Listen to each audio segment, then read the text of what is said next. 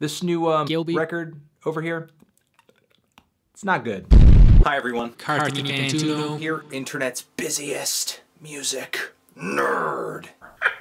The Big G is the pseudonym of a Canadian singer, composer, multi-instrumentalist, songwriter, singer, rapper, multi-instrumentalist, composer, producer, songwriter, singer as well, it seems. For a while now, he's been trying to break his way into the music industry. And every time he's met with the usual mix of gawks and jeers and polite applause. And now that the commercial debut is here, unsurprisingly, it's underwhelming. And the sad thing is that it didn't need to be like this. He could have taken his time, written some songs, developed a sound, gotten some decent features, and groomed out a full-length project, but instead he drops this thing. This half-assed rush job of a project. I mean, his music seems kind of okay to just zone out to while you're high out of your mind. But outside of that, what makes him a compelling figure in the current musical landscape?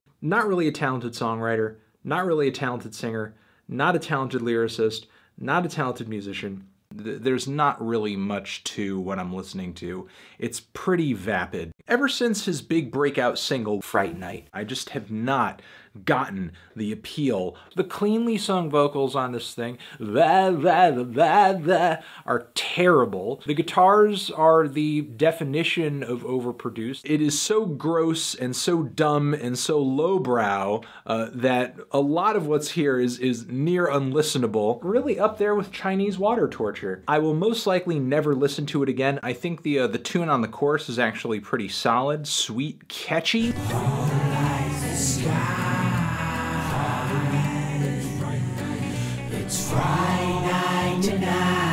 I like it, but I feel like a loser listening to it. But once I start reading into the almost totally irredeemable lyrics of this track, and honestly, I'm not even holding this guy to a really high lyrical standard. It is a song about Halloween, and the lyrics are quite unsettling and stirring. Then we have cuts on here like one-on-one. Okay, we are good on that. We don't need that again. Let's just sample a little bit of this record. You call me a freak, you bark and you beak. I'll be the next geek to make $1 million a week. You push and shove, you huff and you puff. You never give up, it's like it's never enough. Damn! Big Willie killed it. He killed it. Straight fire for hire. No one more flyer than big ol' Willie. Guilty.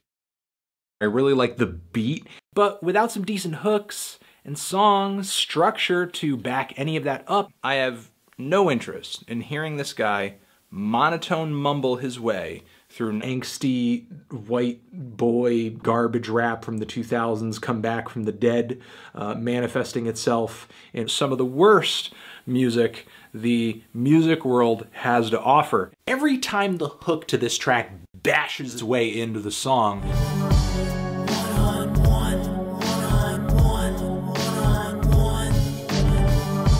it feels like I'm listening to a PG-13 Kurt Cobain sing in front of a bar band that plays for chicken wings every weekend at the local barbecue place.